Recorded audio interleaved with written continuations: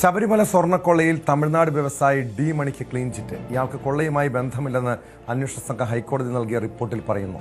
സ്വർണ്ണക്കൊള്ളയുമായി ബന്ധപ്പെട്ട് പ്രവാസി വ്യവസായി പരാമർശിച്ച പ്രധാന പേരായിരുന്നു ഡി മണിയുടേത്. ശബരിമലയിലെ പഞ്ചലോക വിഗ്രഹങ്ങൾ കടത്തിയെന്നായിരുന്നു ഡി മണിക്ക് നേരെയുണ്ടായ ആരോപണം. അതേസമയം സ്വർണ്ണക്കൊള്ളക്കേസിൽ ദേവസ്വം ബോർഡ് മുൻ സെക്രട്ടറി എസ് ജയശ്രീയെ SIT ചോദ്യം ചെയ്ത് വിട്ടയച്ചു. ഇഞ്ചക്കലിലെ ക്രൈംബ്രാഞ്ച് ഓഫീസിലായിരുന്നു ചോദ്യം ചെയ്യൽ. ദ്വാരപാലക പാളികൾ കടത്തിയ കേസിൽ ജയശ്രീ നിർണായക കണ്ണിയാണെന്നാണ് അന്വേഷണ സംഘത്തിന്റെ വിലയിരുത്തൽ. നേരത്തെ സുപ്രീം കോടതി ജയശ്രീയുടെ അറസ്റ്റ് തടഞ്ഞിരുന്നു. വിവരങ്ങളുമായി ഡാനി പോളും സാരംഗ് സുധാകരനും ചേരുന്നുണ്ട്. ആദ്യം ഡാനിയിലേക്കാണ്. ഡാനി, ഈ ഡി മണിക്ക് ഈ സ്വർണ്ണക്കൊള്ളയിൽ സുപ്രധാനമായ പങ്കുണ്ടെന്ന് പ്രവാസി വ്യവസായി മൊഴി നൽകിയതാണ്. ഇതുമായി ബന്ധപ്പെട്ട് മുൻ പ്രതിപക്ഷ നേതാവ് രമേശ് ചെന്നിത്തല നൽകിയ മൊഴിയുടെ പശ്ചാത്തലത്തിലായിരുന്നു ഡി മണിയുടെ ചെന്നൈയിലെ വീട്ടിലും ഓഫീസിലും അടക്കം റെയ്ഡ് നടത്തിയത്. ഇത് ഏത് സാഹചര്യത്തിലാണ് ഡി മണിക്ക് ക്ലീൻ ചിറ്റ് നൽകിയിരിക്കുന്നത്? ഇതിൽ ബന്ധമില്ല, ഈ സ്വർണ്ണക്കൊള്ളയിൽ ബന്ധമില്ലെന്ന കണ്ടെത്തലിലേക്ക് അന്വേഷണ സംഘം എത്തിയത്?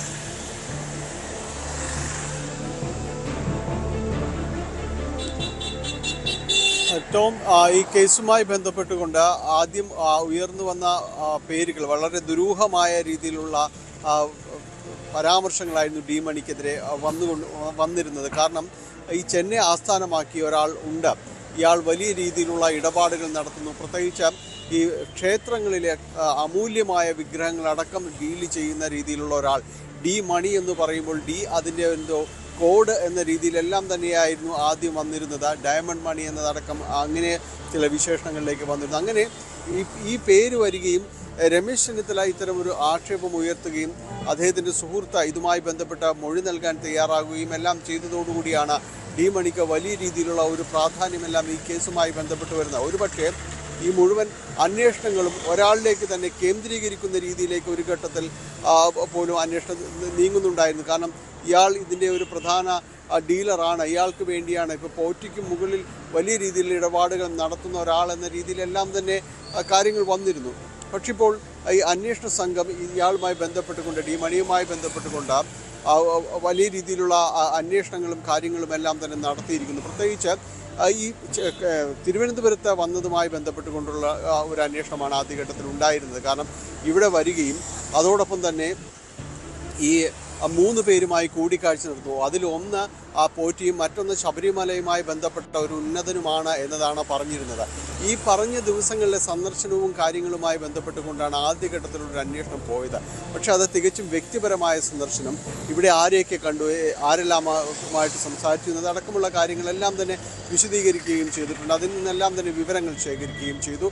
ഒപ്പം ഇയാളുമായി ബന്ധപ്പെട്ടുകൊണ്ട് പ്രവർത്തിക്കുന്ന മറ്റാളുകളുടെയും വിവരശേഖരണത്തിലേക്ക് നീങ്ങുകയും ചെയ്തു. അപ്പോൾ ഇതൊന്നും ശബരിമലയുമായി കണക്ട് ചെയ്യുന്നില്ല. ശബരിമലയിൽ ഇപ്പോൾ വന്നിരിക്കുന്ന ഈ സ്വർണ്ണ പാളി വിഷയവുമായിട്ട് ബന്ധപ്പെട്ട് അവിടെ നടത്തിയ ഈ ദുരൂഹമായ ഇടപാടുകളുമായി ബന്ധപ്പെട്ടൊന്നും ഈ ഡി മണിയെ കണക്ട് ചെയ്യാൻ കഴിയുന്ന രീതിയിലേക്ക് അന്വേഷണം എവിടെയും ചെന്നിട്ടില്ല എന്ന് തന്നെയാണ് മനസ്സിലാക്കുന്നത്. അതുകൊണ്ട് തന്നെയാണ് ഇങ്ങനെയൊരു സത്യവാങ്മൂലം കോടതിയിലേക്ക് സമർപ്പിച്ചിരിക്കുന്നത്. കോടതി അത് പരിഗണനയ്ക്ക് വരുമ്പോൾ കോടതിക്ക് ഇതുമായി ബന്ധപ്പെട്ടുകൊണ്ട് ഉന്നയിക്കാവുന്ന സംശയങ്ങൾ സ്വാഭാവികമായും കോടതി ചോദിക്കും. പക്ഷേ ഇപ്പോൾ നിലവിലെത്തിയൊരു സാഹചര്യം ഡി മണിക്ക് വളരെ ദുരൂഹമായി ഉയർന്നു വന്ന ഒരു പേര്, ഇതുമായി ബന്ധപ്പെട്ടുകൊണ്ട് ഈ വ്യവസായി നൽകിയ മൊഴി അടക്കമുള്ള കാര്യങ്ങൾ നിൽക്കുന്നു. ഇന്നും രമേശ് ചെന്നിത്തല പറഞ്ഞ കാര്യങ്ങൾ ആവർത്തിക്കുകയും ചെയ്തു. പക്ഷേ അന്വേഷണത്തിൽ ഈ ഡി മണിയെ ഇതുമായി ബന്ധിപ്പിക്കാൻ കഴിയുന്ന രീതിയിലേക്ക് ഒരു സാഹചര്യവുമില്ല എന്ന് തന്നെയാണ് അന്വേഷണ സംഘം വ്യക്തമാക്കുന്നത്. എന്നാൽ അതേസമയം തന്നെ ചില കാര്യങ്ങൾ കൂടി ആ റിപ്പോർട്ടിലുണ്ട് എന്നാണ്.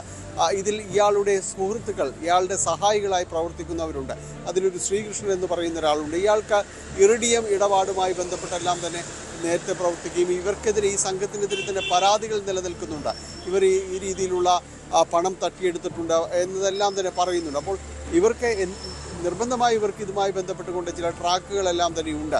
പക്ഷെ അതൊരിക്കലും ഇപ്പോഴുള്ളൊരു സാഹചര്യത്തിൽ ഒരു തെളിവുകളും ഇതുമായി ബന്ധപ്പെട്ടുകൊണ്ട് ശബരിമല വിഷയവുമായി ബന്ധപ്പെട്ടുകൊണ്ട് അവരെ കണക്ട് ചെയ്യാൻ കഴിയാവുന്ന രീതിയിലേക്ക് ഒന്നും എത്തിയിട്ടില്ല എന്നാണ് ഹൈക്കോടതി നൽകിയ ക്ലീൻ ചിറ്റിൽ ഇതുമായി ബന്ധപ്പെട്ടുകൊണ്ട് പറയുന്നത്. ഏതായാലും വളരെ ദുരൂഹമായി ഉയർന്നു വന്നൊരു പേര്, അതിൽ ഇപ്പോൾ ക്ലീൻ ചിറ്റ് പ്രത്യേക അന്വേഷണ സംഘം നൽകിയിരിക്കുകയാണ്.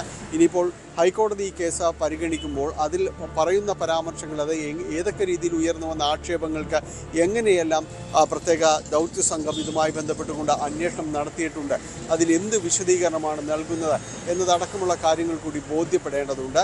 അതിൽ ഹൈക്കോടതിയുടെ ഭാഗത്തു നിന്ന് ഇതിൽ ചോദ്യങ്ങൾ ഉണ്ടാകുമോ എന്നതെല്ലാമാണ് ഈ കേസിൽ ഇനി അറിയേണ്ടത്. നിലവിലത്തെ സാഹചര്യത്തിൽ ഡി മണിക്ക് ഇപ്പോൾ അതായത് ഗോവർദ്ധൻ, പങ്കജ് ഭണ്ഡാരി എന്നിവരെ മാത്രമാണ് ഈ കേസുമായി ബന്ധപ്പെട്ടത്. അതായത് കേരളത്തിന് പുറത്തു നിന്നുള്ള ആളുകളിലേക്ക് അന്വേഷണം എത്തിയിരിക്കുന്നത്. പക്ഷേ ഇതിനൊരു അന്തർ സംസ്ഥാന ബന്ധമുണ്ട്, അന്താരാഷ്ട്ര ബന്ധമുണ്ട് എന്ന വിലയിരുത്തലുണ്ടായിരുന്നു. കേന്ദ്ര ഇന്റലിജൻസ് ഇതുമായി ബന്ധപ്പെട്ട റിപ്പോർട്ട് സമർപ്പിച്ചിരുന്നു. അതുകൊണ്ട് തന്നെ കേന്ദ്ര ഏജൻസികൾ ഈ കേസിൽ അന്വേഷിക്കാൻ വരണമെന്ന് പറഞ്ഞിരുന്നു. കാരണം അത്രയധികം വലിയൊരു ദുരൂഹത നിറഞ്ഞു നിൽക്കുന്നൊരു കേസ് കൂടിയാണ്. പല ഉന്നതരിലേക്കും ഇതുവരെ അന്വേഷണം പോലും എത്തിയിട്ടില്ല. അതിനിടെയാണ് ഡി മണിയുടെ ചോദ്യം ചെയ്യൽ നടന്നത്. ഡി മണി തന്നെ വ്യക്തമാക്കിയിരുന്നു താനല്ല ആ മണിയെന്ന്. അങ്ങനെയെങ്കിൽ പ്രവാസി വ്യവസായി സൂചിപ്പിക്കുന്ന പോലെ ഇതിന് പിന്നിലൊരു ഉന്നത കരമുണ്ടാകുമോ? ഇതിന് പിന്നിൽ ഈ പറയുന്ന വലിയ ഇടപാട് നടത്തിയതിൽ ഡി മണിയെപ്പോലുള്ള മറ്റാർക്കെങ്കിലും സ്വാഭാവികമായൊരു പങ്ക് കാണോ? അവരിലേക്ക് എന്തുകൊണ്ട് അന്വേഷണം എത്തുന്നില്ല എന്നൊരു വിമർശനമാണ് അവിടെ നിലനിൽക്കുന്നത്.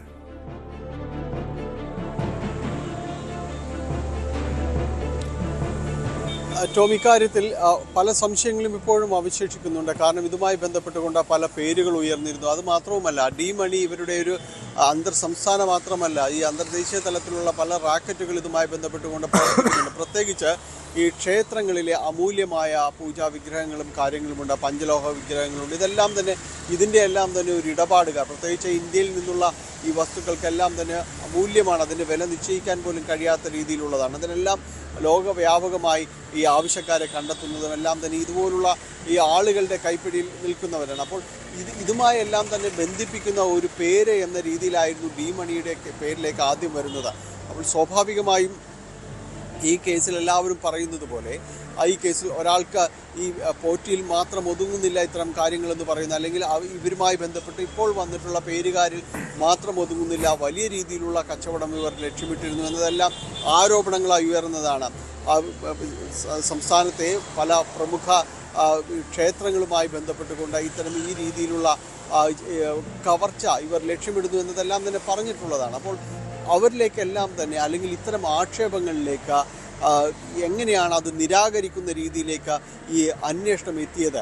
ഇത്തരം ആക്ഷേപങ്ങൾക്ക് എന്ത് മറുപടിയാണ് അന്വേഷണ സംഘം നൽകുന്നത്? അവരുടെ അന്വേഷണത്തിൽ എന്താണ് ഡി മണിക്ക് അനുകൂലമായി കണ്ടെത്തിയ കാര്യങ്ങൾ? പ്രത്യേകിച്ച് കേരളത്തിൽ വന്നുവെന്നും ഇവിടെ ഒരു മീറ്റപ്പ് ഉണ്ടായിരുന്നു എന്നും എല്ലാം തന്നെ വ്യക്തമായിട്ടുണ്ട്. പക്ഷേ അത് സ്വകാര്യ സന്ദർശനമാകുന്നെങ്കിൽ അത് ആരെ കണ്ടു, എങ്ങനെ പോയി, ഇതെല്ലാം തന്നെ വ്യക്തമാക്കേണ്ടതുണ്ട്. അതിൻ്റെ എല്ലാം വിശദാംശങ്ങളും കോടതി സമർപ്പിക്കുകയും ചെയ്തിട്ടുണ്ട്. എന്തായാലും വളരെ ദുരൂഹമായി ഉയർന്ന പേര്, അത് ആരുമല്ല ഈ അന്വേഷണത്തിൻ്റെ ഈ കേസുമായി ബന്ധപ്പെട്ട എന്ന് പറയുമ്പോൾ ആ രീതിയിലുള്ളൊരു കൃത്യമായ ഒരു അന്വേഷണം ഏതെല്ലാം കാര്യങ്ങളിൽ നടന്നിട്ടുണ്ട് എന്നതെല്ലാം ഈ റിപ്പോർട്ടിലാണ് വ്യക്തമാകേണ്ടത്. വരും ദിവസം കോടതി ഈ റിപ്പോർട്ടുകൾ പരിഗണിക്കുമ്പോൾ ഈ നിരവധിയായി വ്യക്തമാണ്. ഡാനിപ്പോളാണ് വിവരങ്ങൾ നൽകിയത്. കൂടുതൽ വാർത്തകൾക്ക് news 18 Keralam YouTube channel subscribe ചെയ്യുക.